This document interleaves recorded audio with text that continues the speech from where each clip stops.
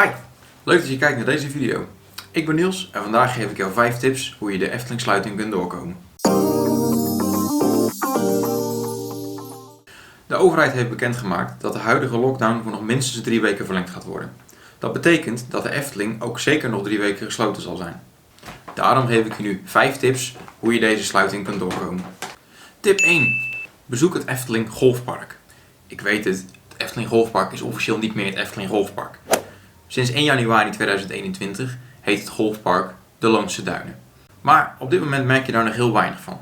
Als je vanaf de Efteling richting het golfpark loopt, staat op alle bewegwijzering nog steeds Golfpark de Efteling. En als je langs de golfbaan loopt, merk je er eigenlijk ook niks aan. Ook als je voor het clubhuis staat, is er eigenlijk geen verschil. Ondanks de lockdown is het golfpark gewoon geopend. Je bent hier van harte welkom om een balletje te slaan. Hoe dat precies zit, met wat voor regels, dat kan je vinden op de website van Golfpark de Loonse Duinen. Ondanks dat het niet meer bij de Efteling hoort en dat het een best wel verre uithoek is van de wereld van de Efteling, voelt het clubhuis toch nog steeds wel erg Eftelings aan. Als je ervoor staat, weet je al dat je je in de wereld van de Efteling bevindt.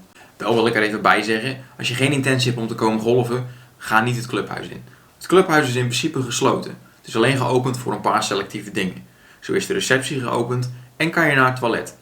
Maar er mag maar 1 persoon per gezelschap naar binnen en een gezelschap mag op maximaal 2 personen zijn. Tip 2. Breng een bezoek aan Efteling Bosrijk. Het is momenteel niet toegestaan om zomaar Efteling Bosrijk te betreden zonder dat je daar gast bent. Maar het is wel mogelijk om een huisje te huren. En ik moet zeggen, de rust die daar hangt op dit moment heeft zeker zo zijn charme. Deze tip is wellicht een beetje aan de prijzige kant, maar laten we heel eerlijk zijn. Dichter bij de Efteling dan Efteling Bosrijk kom je op dit moment echt niet. En het feit dat je heel Bosrijk voor jezelf hebt, is ook wel heel erg lekker. Ook hier moet je opletten dat bijna alles wel gesloten is. Je kan eten laten bezorgen in je huisje en het winkeltje bij het poorthuis is geopend. Verder zijn alle faciliteiten gesloten. Het badhuis is gesloten, het restaurant is ook gesloten. Wel kun je uiteraard gebruik maken van de vele speeltuinen die op Bosrijk te vinden zijn. Je kan een prachtige wandeling maken over het park en genieten van de natuur.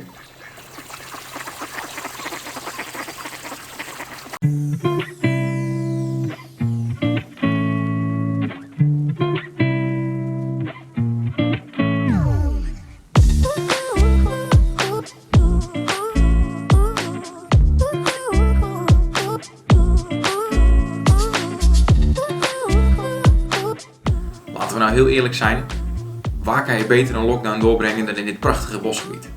Tip 3. Bezoek vakantiepark het Loonse Land. Ook hier is het niet toegestaan om over het park te gaan lopen struinen.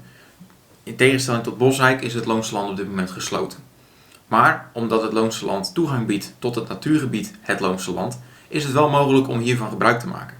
Zo kan je je toch even in de wonderlijke wereld van het Loonse Land bevinden. Als je over het Loonse Land richting het natuurgebied loopt, kom je langs de schaapskooi. Daar kan je mooi even een stop maken en genieten van de dieren die daar zitten.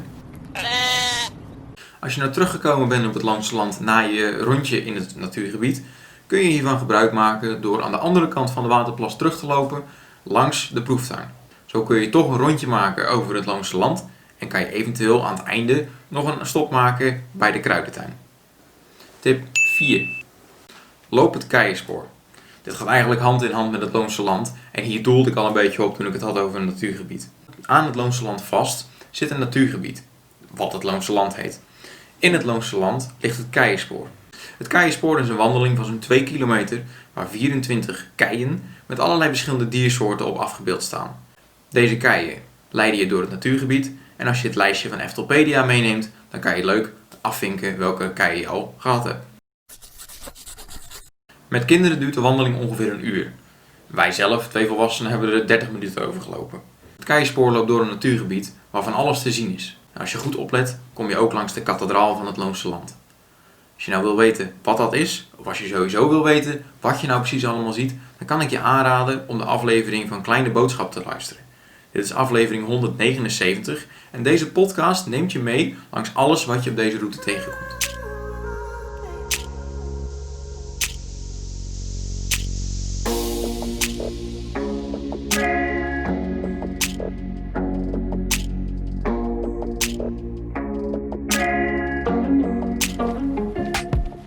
Hoe vind je nu het keienspoor? Nou, dat is eigenlijk heel simpel. Als je vakantiepark het Loonse Land oploopt, loop je richting de Schaapskooi en langs de waterspeeltuinen. Vlak voor accommodatie Boomzicht ga je rechtsaf en zie je eigenlijk gelijk de eerste steen al liggen. Aangezien de route van het keienspoor in een rondje loopt, kom je hier uiteindelijk ook weer terug. Dit maakt het dus mogelijk om uiteindelijk over het Loonse Land een rondje te lopen richting de uitgang. Door bijvoorbeeld de andere kant van het water te pakken en langs restaurant de Proeftuin te lopen. En naast restaurant de Proeftuin vind je dus ook de echte proeftuin waar je eventueel nog even kan stoppen. En de laatste tip, tip 5. Maak een volledige wandeling door de wereld van de Efteling. Deze tip is eigenlijk een verzameling van alles wat ik net gezegd heb. Zo combineer je een mooie wandeling met een vleugje Efteling. Wij hebben dit gedaan en wij vonden dit persoonlijk heel leuk. De wandeling die wij gemaakt hebben was ongeveer 15 kilometer, waar je op zich prima een middag mee kunt vermaken. De wandeling brengt je langs alle punten van de Efteling. Wij hebben onze auto geparkeerd bij de Albert Heijn in Kaatsheuvel. Daar hebben we wat te eten en te drinken gekocht en zijn we richting de ingang van de Efteling gelopen. Toen we daar aankwamen zijn we de Kinkerpolder overgelopen en zijn we uiteindelijk rechtsaf gegaan richting Bosrijk. Toen we bij Efteling Bosrijk aangekomen zijn, zijn we rechtsaf geslagen richting de Bernse Hoeve. Vanaf daar hebben we de Bernse Hoeve uitgelopen richting het golfpark. Je kan deze heel makkelijk vinden omdat er meerdere aanwijzingen staan richting het golfpark. Vanaf het golfpark zijn we weer teruggelopen naar Bosrijk. Als je nou een gast bent in Bosrijk is het ook heel leuk om daar nog een wandeling overheen te maken. Via Bosrijk zijn wij doorgelopen naar het Loonse Land. Daar hebben we de route gevolgd die ik in tip 4 gegeven heb. Vervolgens zijn we de Eftelingse straat uitgelopen vanaf het Loonse Land. Zo loop je achter de Efteling langs en heb je goed zicht op bijvoorbeeld de Baron,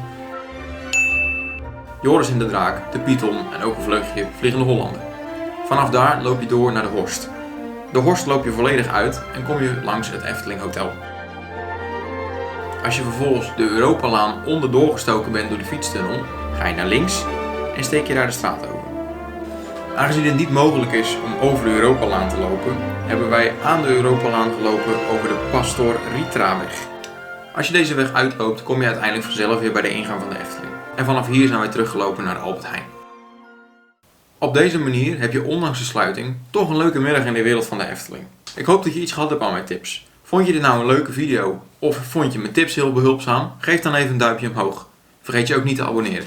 Ik zou het ook heel leuk vinden als je even een reactie achterlaat om te laten weten wat je ervan vond. Het laatste wat ik erover zeg is laten we hopen dat de Efteling snel weer open gaat. Bedankt voor het kijken en tot de volgende keer.